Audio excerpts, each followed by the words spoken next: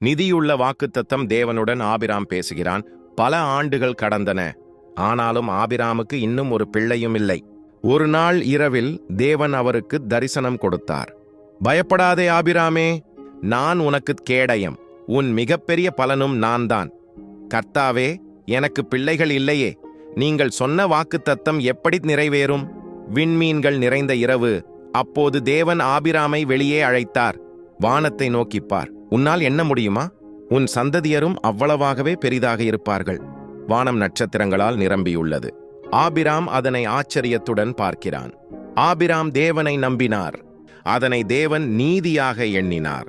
உடன்படிக்கைக்கான சடங்கு, அவர் வாக்குத்தத்தத்தை உறுதிப்படுத்த தேவன் ஆபிராமுடன் ஒரு உடன்படிக்கை செய்தார். ஆபிராம் தேவனின் கட்டளைப்படி பலிகளை தயார் செய்கிறார். பின்னர் ஆழ்ந்த தூக்கம் வரும். அந்த இரவில் தீப்பொறி போல தேவன் தோன்றினார் மற்றும் பலிகளுக்கிடையில் சென்று உடன்படிக்கையை உறுதியாக்கினார். எகிப்து புனல் நதியிலிருந்து யூபிராதேஸ் நதி வரை இந்த தேசத்தை கொடுத்திருக்கிறேன். புதிய பெயர் மற்றும் நித்திய வாக்குத்தத்தம். பின் மீண்டும் தேவன் அவரை தேடி வந்தார். நான் சகல வல்லமையுள்ள தேவன். என் முன்னிலையில் நேர்மையாய் நடந்து நான் உனக்கோடு உடன்படிக்கை செய்யும். இனிமேல் உன் பெயர் ஆபிராம் அல்ல, ஆபிரகாம். ஏனெனில் நான் உன்னை பல ஜாதிகளின் தந்தையாக்கினேன். உன் மனைவி சாரையின் பெயரும் இனிமேல் சாரா என்று அழைக்கப்படும். உடன்படிக்கையின் அடையாளம். உடன்படிக்கையின் அடையாளமாக தேவன் சூனத்தை கொடுத்தார்.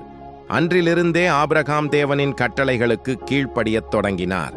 எதிர்காலத்தை நோக்கும் ஆபிரகாம் மற்றும் சாரா தேசத்தின் மேல் பார்வையிட்டு நம்பிக்கையுடன் நிற்கிறார்கள். இன்னும் பிள்ளை இல்லாத போதிலும் ஆபிரகாம் தேவனை நம்பினார். அந்த நம்பிக்கையே நித்திய வாக்குத்தத்தத்தின் அடிப்படையானது. உன்னுக்கும் உன் பின்தலைமுறைக்கும் இடையில் நானும் என் உடன்படிக்கையை நிலைத்த உடன்படிக்கையாக ஏற்படுத்துவேன்.